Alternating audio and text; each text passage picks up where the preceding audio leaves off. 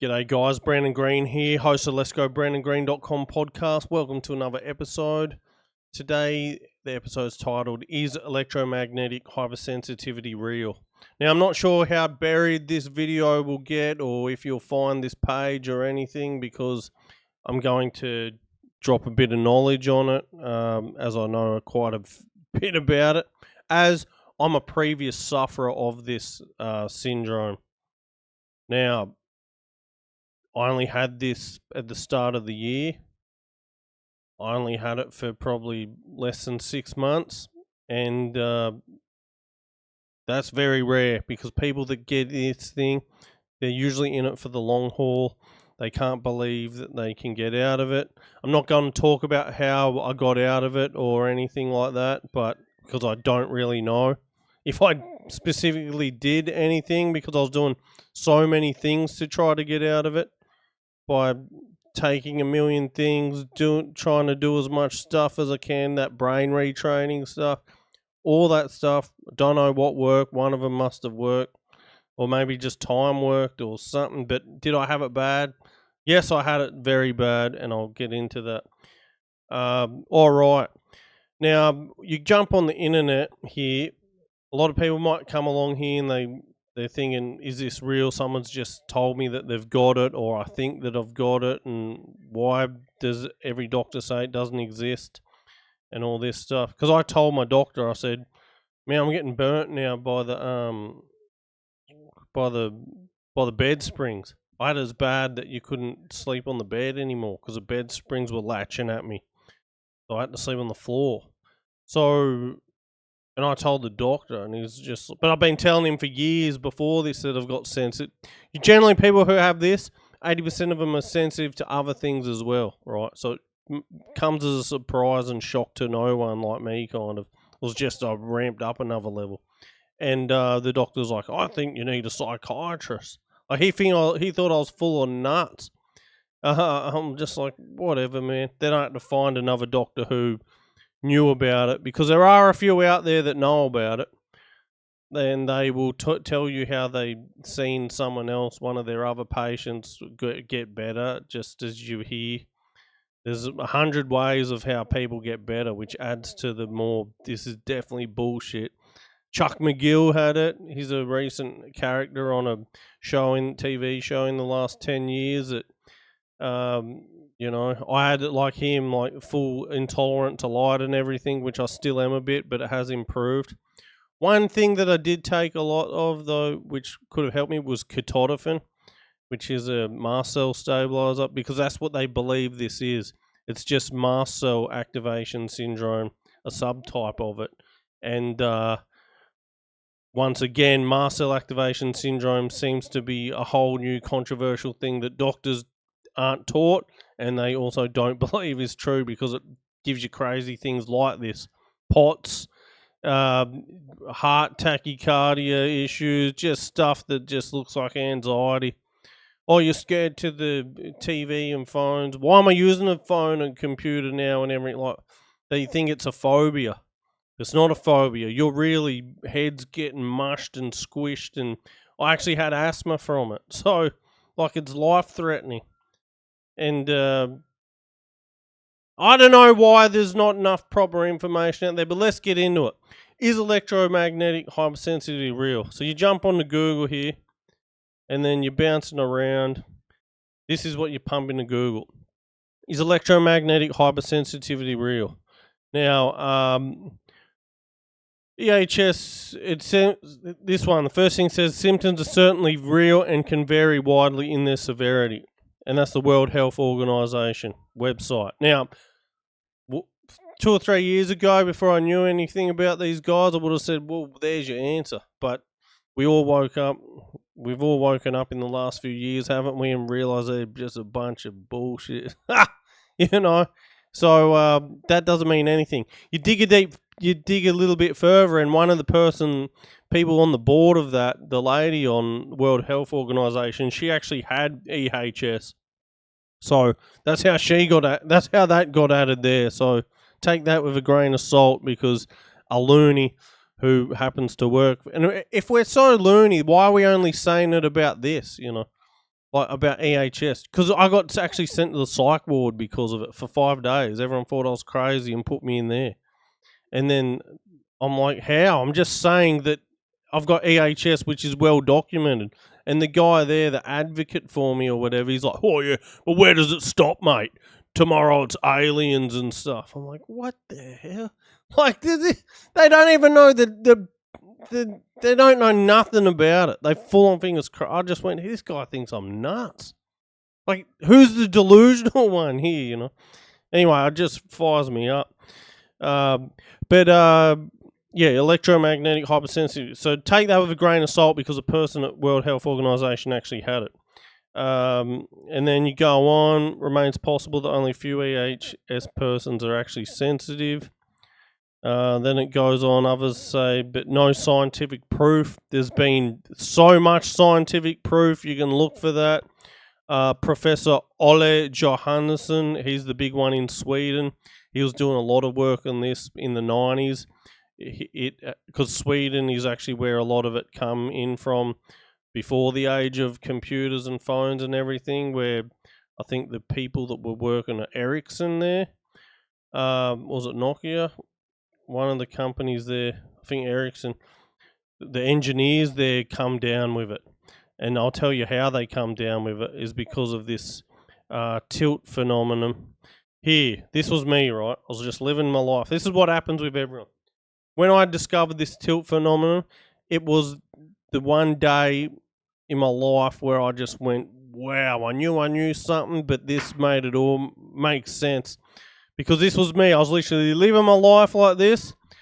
Yeah. Come across a big problem here, which is your big iceberg. Mine was, which is a big chemical exposure or big EMF exposure or something like that. And then you sink, and then you have tilt, toxic induced loss of tolerance. So what happened to me? I was just living my life, bought some cheap and nasty what's it called, sun cream. Put the sun cream on, and then I got burnt so much from this sun cream. It was like an acid burn. Googled the cream. Turned out a heap of other people, even locally in my city, had the same thing. I was like, what the hell? I knew this was burning me, but I knew ever since then, when I was going out in the sun, the sun would burn me so much that I was just totally intolerant to the sun. And what happened, I was like, it's like my brain has somehow thought that the sun is extra, needs to protect me or something. What happens is the brain actually goes crazy against anything that looks like that threat that you once had and doesn't unlatch me. That was in middle of 2020. It's now the end of 2023 and I still have that. So that's how bad. That's what happens. And then what happens is it cascades from there. So I didn't know I was a susceptible person.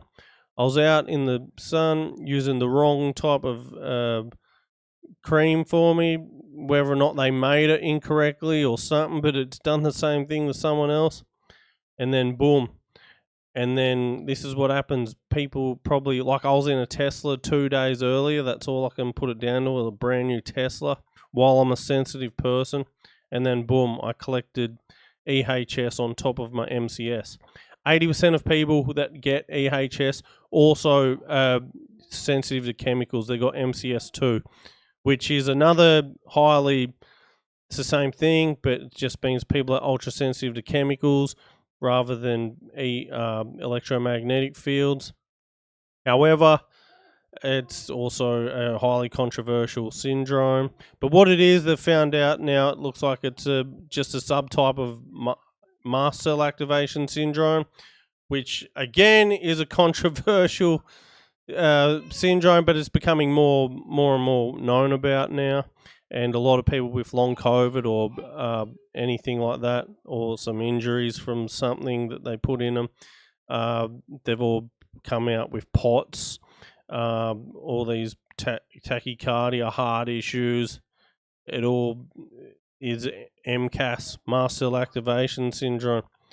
So that's all I know about it. That's all it appears to be known about it. I'll learn all about it. I got out of it, so I don't keep looking. But hopefully, someone there is still studying it, because a lot of people want to shut this kind of stuff down. Whoever's looking in, here we go, Lewis. Controversial clinic for the chemical sensitive. This was in 2008. This was a guy, Dr. Ray, over in America.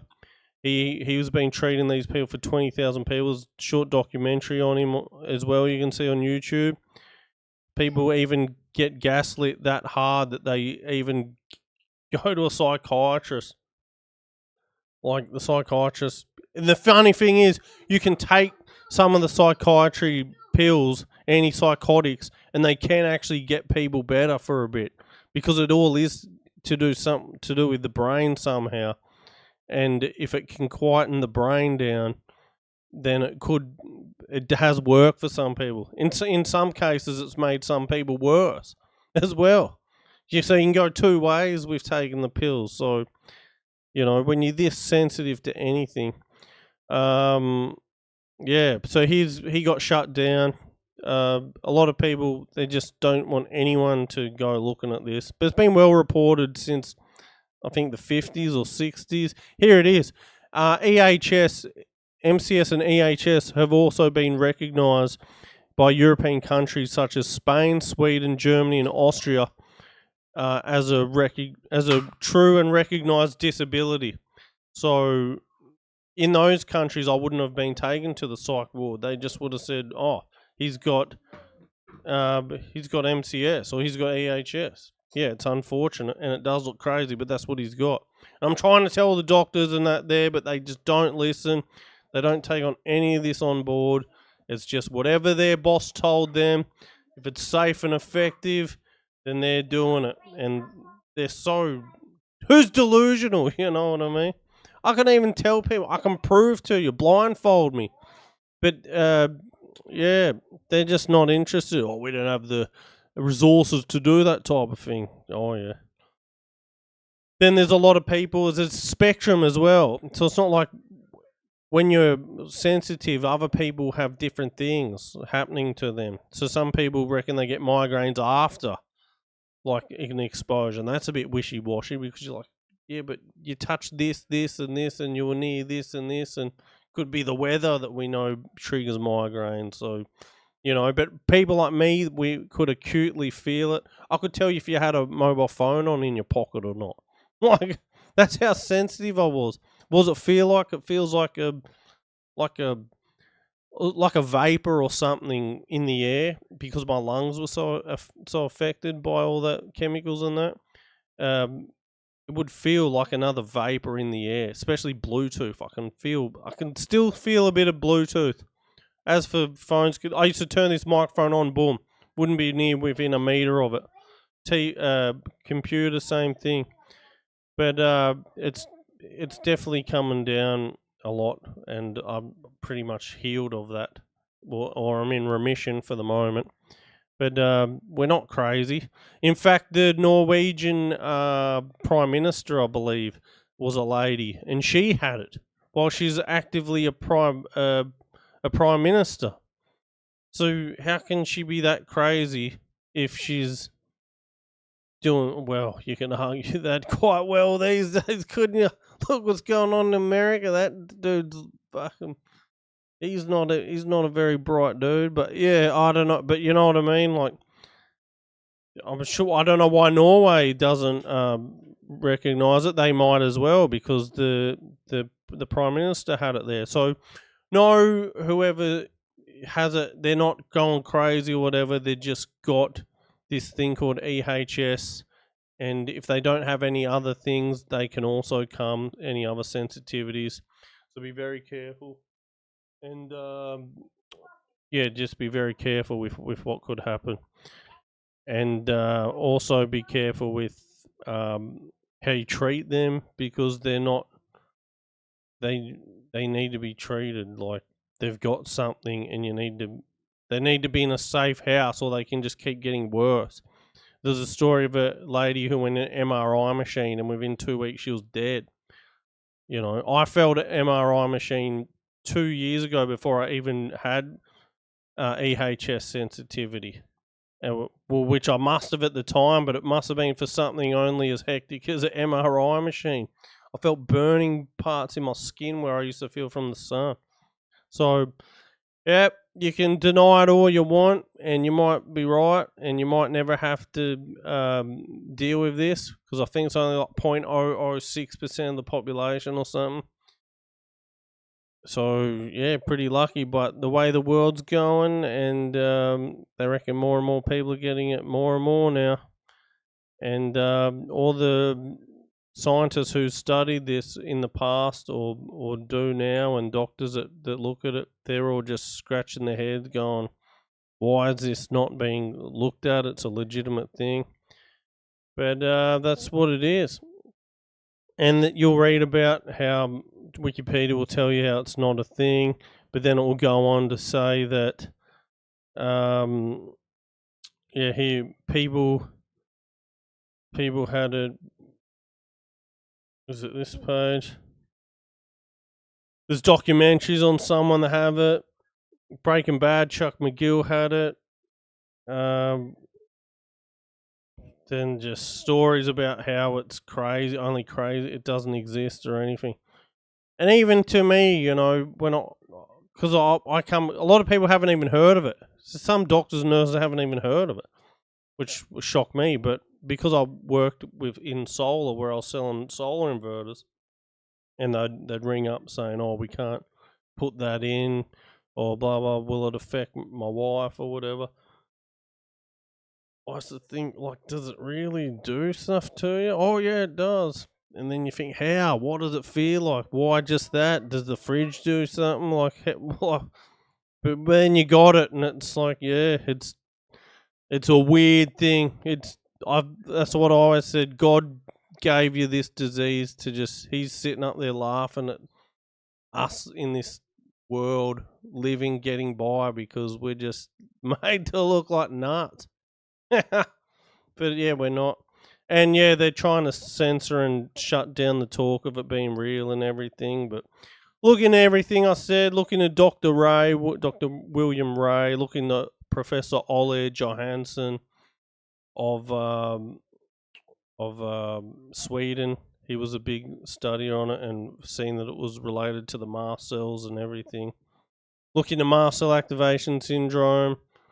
If you don't know about that and you suspect you got EHS, I got on a thing called ketotifen, which quietens the mast cells down, stabilize them. Mast cell stabilizer. It helped. It's helping. Yeah. Well, I don't have it anymore. Look at this. I can use a computer for as long as I want now, just like normal people. Except I've been on the side of, is it real? I know it's real. All right, guys. Take it easy.